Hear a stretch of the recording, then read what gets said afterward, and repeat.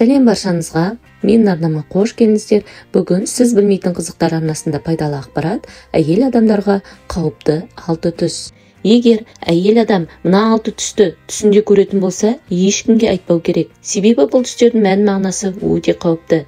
Пайғамбарымыз саллаллаху уассалам, егер де сендердің біреулерін жаман түсті көретін болса, онда ешкімге айтпасын. Сол кезде оған ешқандай зиян келмейді деп айтқан. Соған орай сақтандыру мақсатында арнайы әйел затына ең қауіпті деген мына түстер.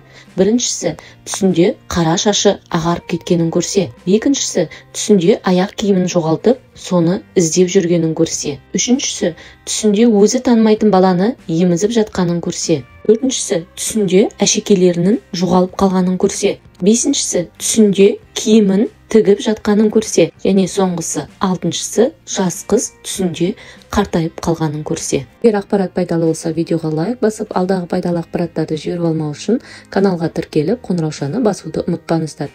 Барлықтарыңызға сәттілік.